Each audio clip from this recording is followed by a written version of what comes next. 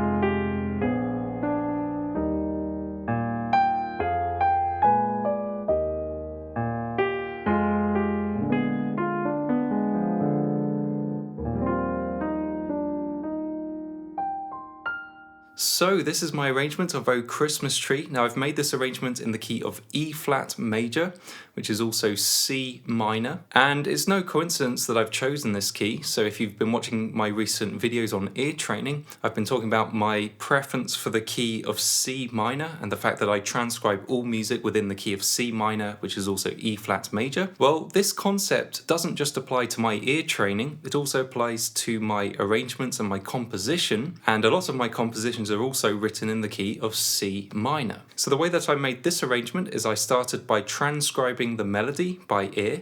This is a predominantly major sounding melody, so I transcribed it in E flat major scale, which is the same key as C minor.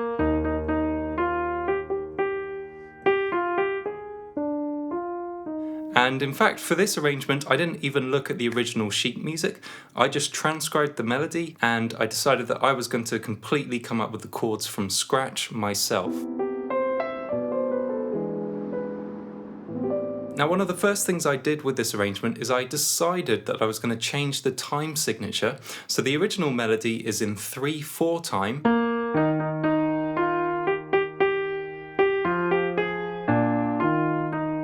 1, 2, 3, 1, 2, 3. However, with this arrangement, I stretched it out into 4/4 time.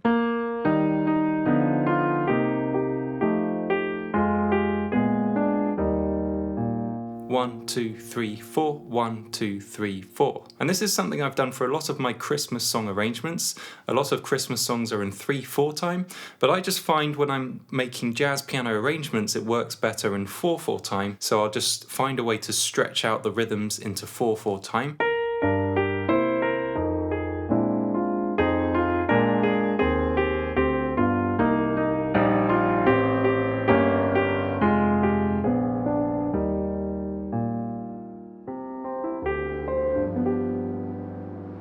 So for this arrangement, I completely composed the chords from scratch. Chances are I chose a lot of the same chords as the original, but the point is I didn't look at the original sheet music. So how did I come up with this chord progression? Well, first of all, the way that I didn't come up with this chord progression is I didn't start with the first chord and just go through one chord at a time. I didn't go chord 1, chord 2, chord 3, chord 4.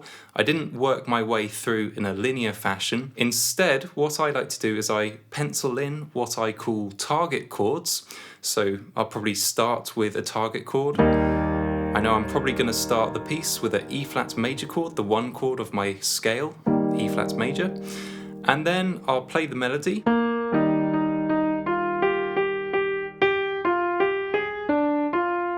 and there'll be certain points within the melody where I want to decide which chord I'm going to play, and I call these target chords because the next step is going to be I'm going to figure out a way to get to these target chords. So if we just go through some of the first few measures of this melody, I'll show you where my target chords are. I'm going to start with an E flat major chord.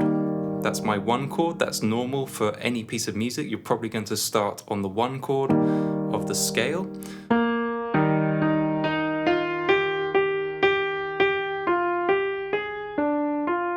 And I'm also going to decide that I want to end this phrase on E flat major as well. So that's going to be my next chord, is I'm going to end this first section on E flat major as well. So that's my second target chord. Now for the next phrase, the melody is going to repeat, but I don't want to repeat the same chords, so I might want to change things up now. And I just use my ear to decide on my target chords. And I think I want to switch to the relative minor now. I want to play a C minor to begin the second phrase. So that's my next target chord.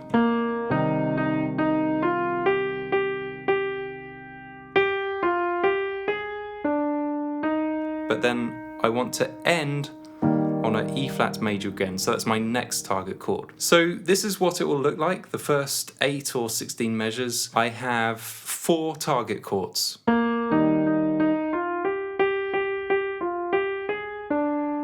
Then I'm going to end on E flat major. Then I'm going to switch to C minor, the relative minor. That's my third target chord.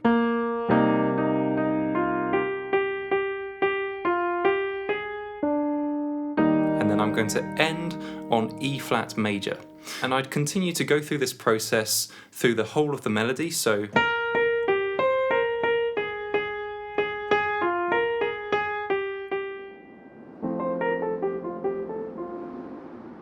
once I have my target chords in place, the next step is to bridge the gap between these target chords. So basically to decide which chords I'm going to play in between the most important chords, which are the target chords. Now there's all sorts of techniques you can use as a composer to make your way between these target chords. One of the main points though is that I tend to work backwards when I write my target chords and not so much forwards. So if I have a target chord, like we know that the first phrase is going to end on an E flat major 7 chord. Probably the first thing I'll try is to lead up to that E flat major with a 2-5-1. So a 2-5-1 leading up to E flat major would be which 3 chords?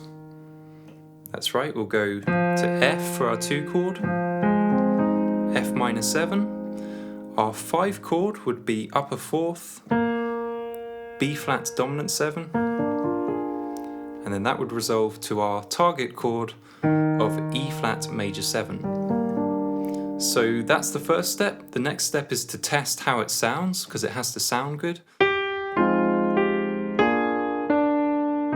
Yes, that works. So I'll pencil in F minor 7 and a B flat dominant 7, resolving to our target chord.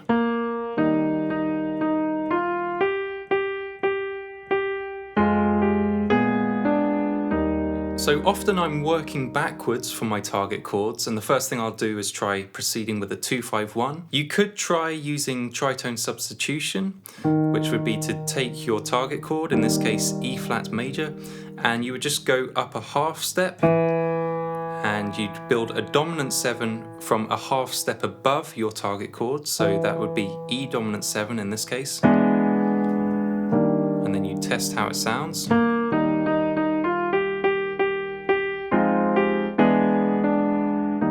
And for any other piece of music other than a Christmas song, I would probably use a lot of tritone substitution. It's one of my favourite reharmonization techniques.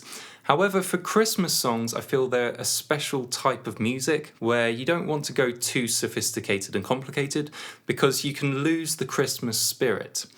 And Christmas songs, I think you have to use a lot of restraint when you're making a jazz piano arrangement, and basically you need to resist the urge to use all of these complex techniques like tritone substitution. And also I've really toned down the chord extensions as well. So I do have a couple of flat 9s in some of my voicings, but really I've resisted the urge to go crazy with, flat 9s, sharp 9s, flat 13s, and to use altered chords like this, because it doesn't really fit with the Christmas spirit.